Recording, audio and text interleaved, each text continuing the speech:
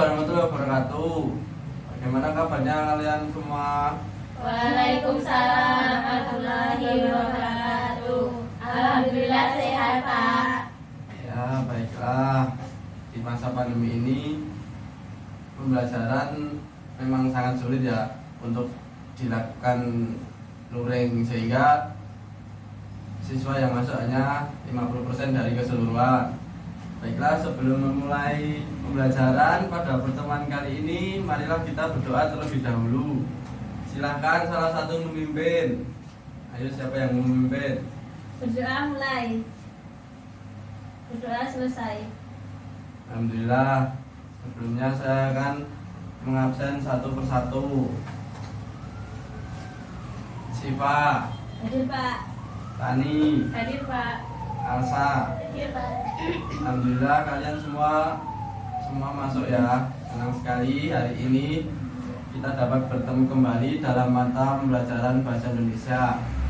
Baiklah, pertemuan kali ini kita akan membahas KD 3.9, yaitu menganalisis isi dan kebahasaan novel.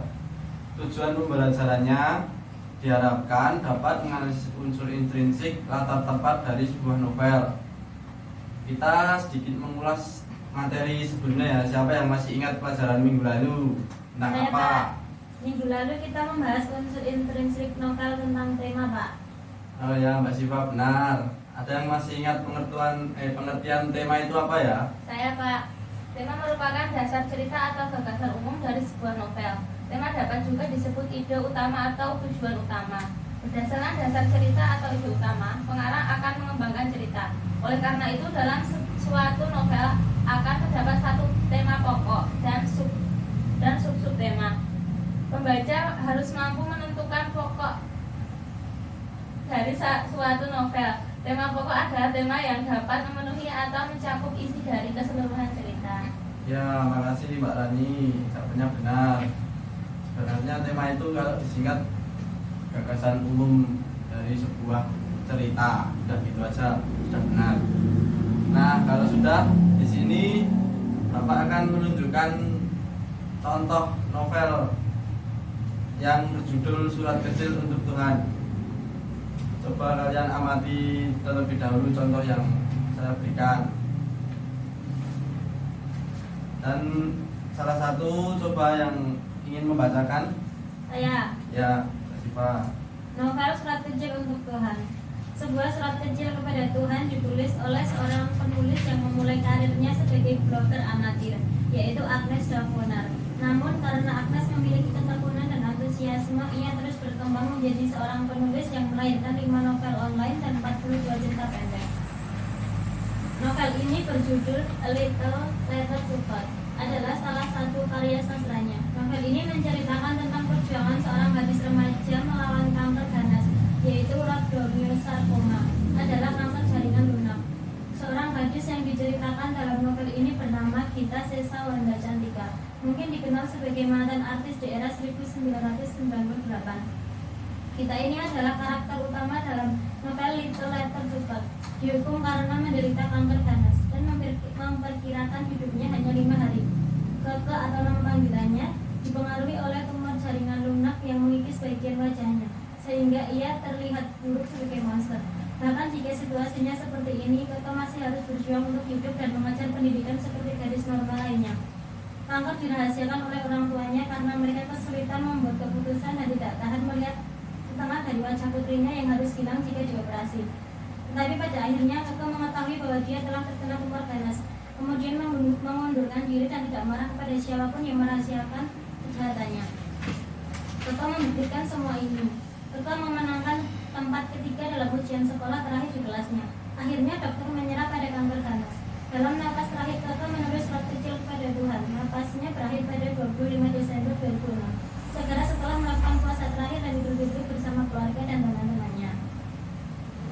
Nah, setelah mengamati kutipan novel di atas, contoh, apakah kalian bisa menemukan unsur intrinsiknya? Siapa yang bisa? Saya, Pak. Saya bisa menemukan unsur intrinsiknya. Apa itu? Tokoh, Pak. Ya, yang lain bisa menemukan apa lagi? Saya, Pak. Amanat. Ya, benar. Ada yang lagi yang bisa? Saya Pak, sudut pandang. Ada yang mau menambahkan lagi? Saya Pak, latar atau setting. Ya, semuanya jawaban benar ya. Jadi kalian sebutkan tadi merupakan unsur intrinsik dari novel. Baiklah, pembelajaran kali ini kita akan fokus membahas unsur latar. Unsur latar. Nah, sebelumnya latar itu apa sih? Ada yang bisa menjawab? Saya Pak, latar itu ada 3, yaitu latar waktu, latar suasana, dan latar tempat. Ya, 3 itu adalah latar dari unsur intrinsik ya, latar waktu, latar suasana, dan latar tempat. Sebelumnya ada yang tahu latar tempat itu apa? Saya Pak, latar tempat adalah di mana peristiwa terjadi. Ya, bagus jawabannya. Agar kalian lebih paham tentang latar khususnya latar tempat, saya akan menjelaskan melalui tayangan PPT berikut. PPT-nya sudah saya kirim di grup WhatsApp ya, nanti dibaca. Latar adalah landasan atau tumpuan yang memiliki pengertian tempat dengan waktu dan lingkungan sosial tempat terjadinya peristiwa-peristiwa yang diceritakan.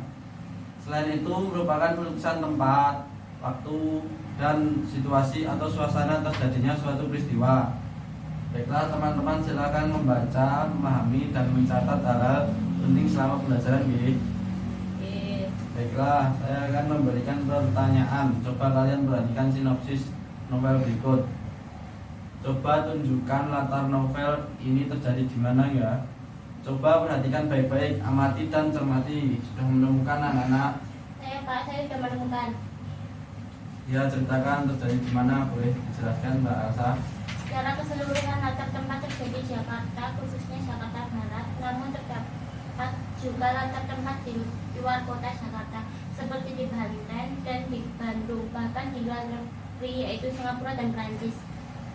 Ya, Bapak rasa kalian sudah cukup paham tentang materi kali ini ya. Nah, saya akan memberikan kalian soal dan ganda. Kalian kerjakan dengan cermat, setelah itu kita bahas bersama-sama. Yuk, ada yang bisa jawab pertanyaan nomor 1? Saya Pak. Ya. 1. Perahu terombang-ambing. 2. Jasmine memperbaiki posisi snorkel. 3. Tegar meneriaki agar tidak jauh-jauh. 4. Jasmine mengacungkan tangannya. 5. Dari sini terlihat betul betapa senangnya Jasmine. Kalimat yang menunjukkan latar tempat terdapat dalam nomor A. 1. Ya benar, perahu terombang-ambing pelan. Langsung saja dibaca soalnya nomor 2. Ini siapa yang bisa? Ya. Bukti latar tempat dalam kutipan novel tersebut ditunjukkan kalimat B2. Ya, kami berdua beranak patanggang atau tidak tutur sampai dini hari. Dini hari itu latar waktu. Duduk terpaku depan TV 4 in yang bergerai kayu triplek ditemani bergelas kopi. Kemudian nomor 3, ayo siapa yang membacakan? Saya Pak, unsur intrinsik yang dominan pada penggalan novel di atas adalah C latar. Ya benar. Kemudian soal yang terakhir ya. Terakhir siapa? Kalimat pembuktian latar tempat terdapat pada nomor E 7 dan 8. Ya, semua jawaban benar ya. Baiklah, kalian sudah menyelesaikan soal-soal dan sudah mendengarkan materi dengan baik. Tapi kesimpulannya ya, jadi latar tempat itu yaitu keterangan tempat atau lokasi di mana tokoh atau si pelaku mengalami kejadian atau peristiwa. Fungsi latar tempat sendiri yaitu untuk memberikan suatu gambaran yang jelas supaya peristiwa-peristiwa yang terjadi pada suatu karya sastra benar-benar terjadi, untuk memberikan informasi yang jelas mengenai tempat dan situasi dalam sebuah cerita. Baiklah, dari semuanya ada yang kurang jelas atau belum paham teman-teman? Tidak Pak, sudah jelas. Baiklah, jika tidak ada dan sudah jelas, mungkin sekian materi pertemuan kali ini yang dapat saya sampaikan. Semoga bermanfaat bagi teman-teman. Terima kasih atas partisipasinya.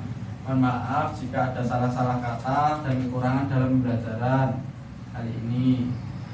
Tetap semangat dalam masa pandemi sekarang ini. Semangat berproses.